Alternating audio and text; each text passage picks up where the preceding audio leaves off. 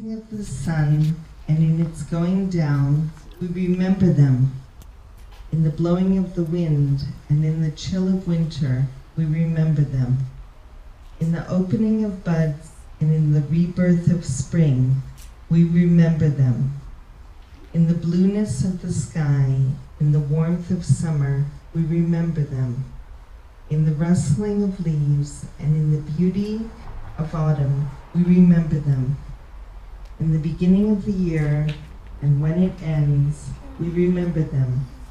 When we are weary and in need of strength, we remember them. When we are lost and sick at heart, we remember them. When we have joys we yearn to share, we remember them. So long as we live, they too shall live, for they are now part of us as we remember them. עכשיו תהילים למד ד' בצורה של מי האיש בנבל.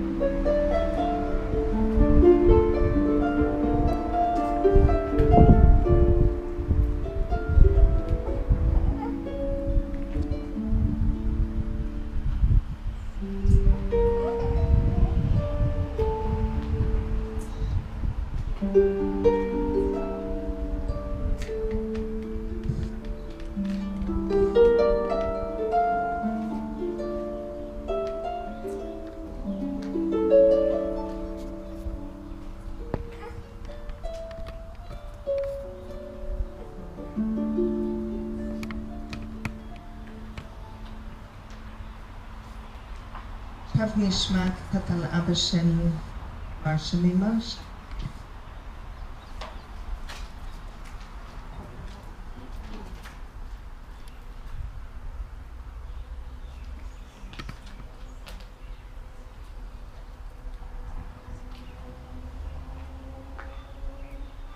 I don't remember you as a child, only from pictures.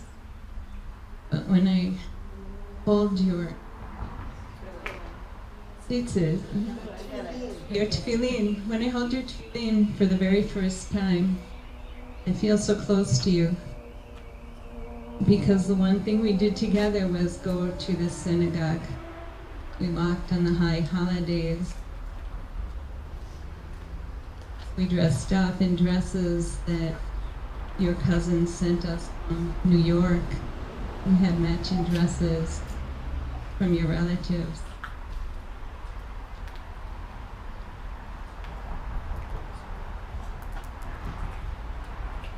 You were a businessman and you were married to your business. That's probably why I don't remember you as a child, except when you took time off for the holidays and closed this store. Otherwise, I think we got to know each other. When you came here a year ago, you came to stay with me. You had planned on it. You never wanted to come as long as you could take care of yourself. And when it finally became clear that you couldn't take care of yourself, you were ready. You were ready for one of your daughters to completely obligate her life to you.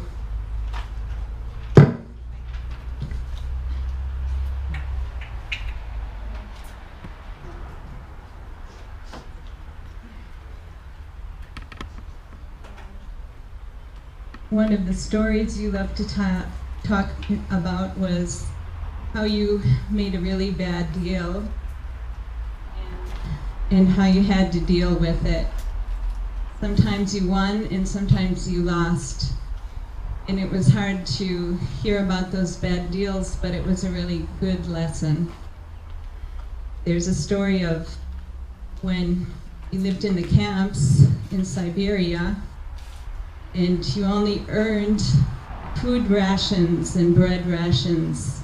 You couldn't get cash. You couldn't buy anything other than what they gave you in the camps, or what you could get with your rations, or if you could get extra rations. So somehow they had extra clothes, and they had a really nice coat that they were selling on the market in a city where they traveled by buggy and horse, and they would stay there and sell the clothes. So they made friends with this guy and they were really close. And he said, why don't you just leave your packages until next week instead of taking them back with you if you don't sell everything. So they left the packages and they came back the next week and everything was gone. The guy had left town, and in that day, nobody traveled very much. If they left town, they weren't coming back. And so it was a huge loss. They had this fur coat that they were counting on selling. And my father went to a policeman and he told him the story. And the policeman said to him, it's better if you don't complain, because if you get this guy arrested, then you'll get in trouble too. It's better if you just forget about it. And he loved to tell that story. And then he laughs. Then he laughs. He smiles, and you're supposed to suck it up and deal with it. And somehow they made it through the deportations to Siberia, Afghanistan. Where were they? Went back to Poland, where my grandmother died, Malka, my namesake, her namesake. And then 5 years in Austria, where business was really good, with the rations donated by the Americans and American Joint, the donations from the Jews in the US. It was good business, and they bought a lot of silverware in China that they brought to the States with them because they weren't allowed to bring any cash. They brought silver in China. Some of the pieces I've saved. In Russia, my dad worked physically. He worked in the forest, collecting sap. He would go out there for weeks at a time with Russians, and he learned to speak Russian. He was extremely happy. All of his stories are mostly of how he got over all kinds of challenges, how he got his brothers back from prison when one of them was caught for selling a kilo of sugar and the other went to prison instead because basically my dad had to make money for the rest of the family. They wouldn't have gotten along without him, so they couldn't send him to jail. One of his brothers had to go.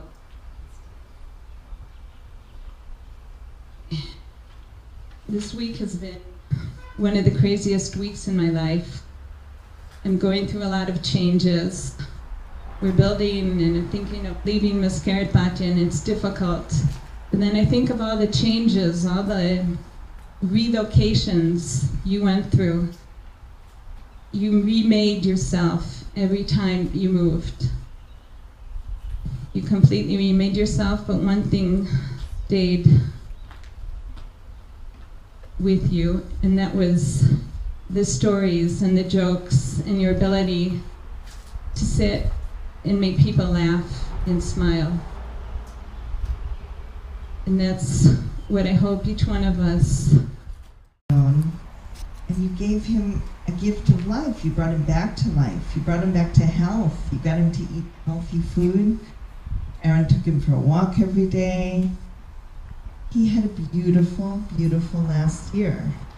And the way you took care of him and made that two things. One is both your dad's daughters took such good care of him, Natalie and you. Natalie took care of him in Kenosha for years, very dedicated. And you had a gift. His last year, he made Aliyah at age 91 and lived with you in Aaron. And you gave him a gift of life. You brought him back to life. You brought him back to health. You got him to eat healthy food. Aaron took him for a walk every day. He had a beautiful, beautiful last year.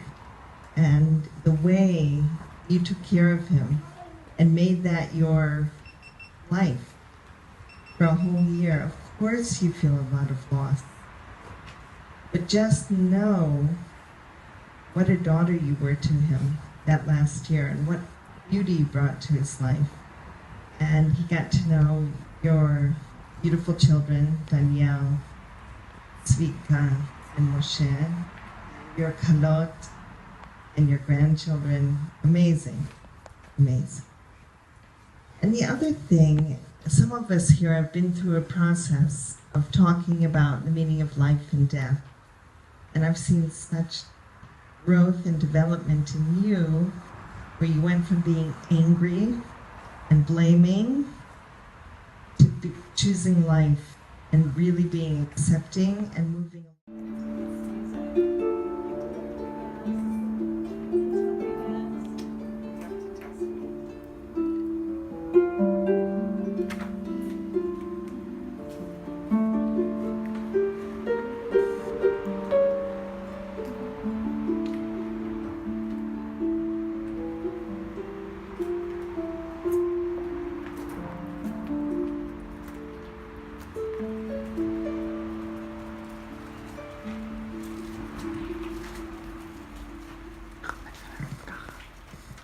מרשה אמרה שהיא רקדה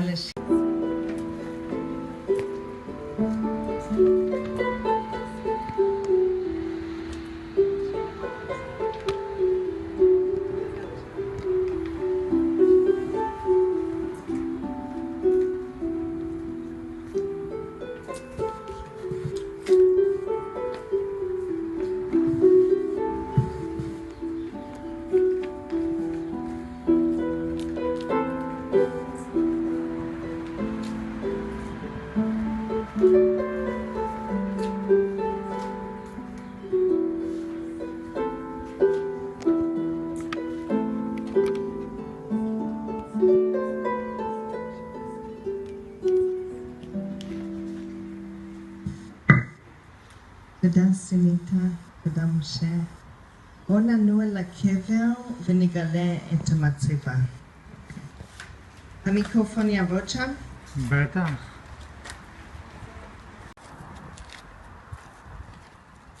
זה הטלית של מנדל.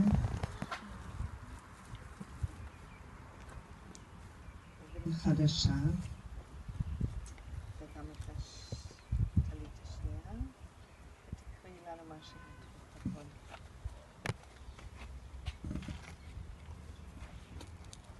אבינו, סבנו וסבא רבא היקר, מנדל חולב, בן מלכה ויעקב ז"ל, ניצול שואה יליד רימנו פולין, נ"פ י"ט כסלו תשע"ח, הצבא. מנדל מני שלו,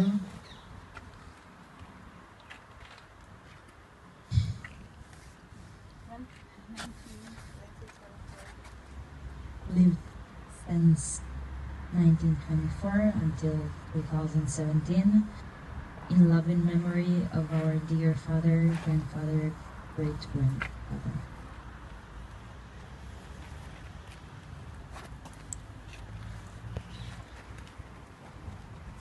I think Mendel would be happy that his great-grandson was here making his voice heard, Sean, and that his grandchildren are here. כן. 1,000 years in the presence of the Eternal One are but a day. The years of our life a passing hour. Life has been given, life has been taken, and through it we praise God's name.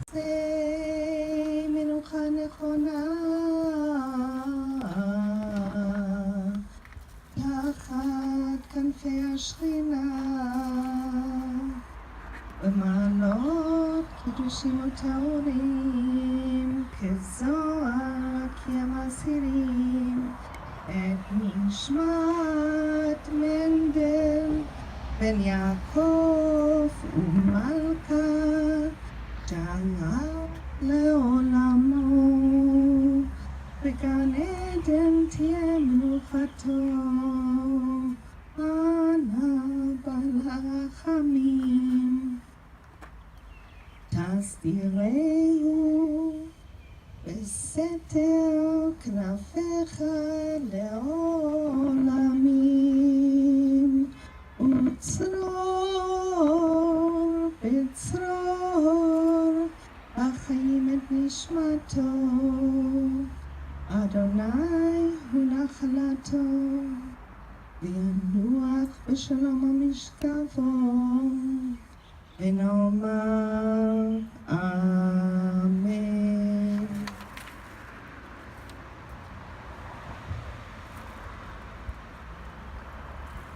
These three women set cottage together this past year, just for all their fathers. It's amazing, really.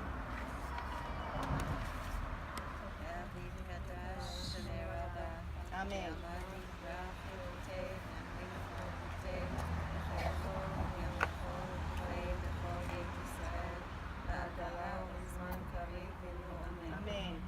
יהי שמי רבה מבורך לעולם עולמי עלמיה. יתברך, ישתבח, יתפאר, יתרומם, יתנשא, יתגדל, יתעלה, יתעלה, שמי וקדושה. בריחו. עולם יבכה ברכתה ישירתה, שושבחתה ולחמתה, דארמן גאולה ונועמנו. יהי שלום הרבה לירושליה, לחיים עלינו וערכו ישראל ומורדנו. עושה שלום במרומיו, הוא יעשה שלום, עלינו וערכו ישראל. Thank you to everyone for coming. תודה רבה. כולם מוזמנים הביתה לכיבוד. אני חושבת שאת כן ממשיכה דרכו, איך שאת קיבלת אותו אצלך בבית. And Natalie, you're here with us. You're part of this in every way. And we send love to you too. Shabbat shalom לכולם.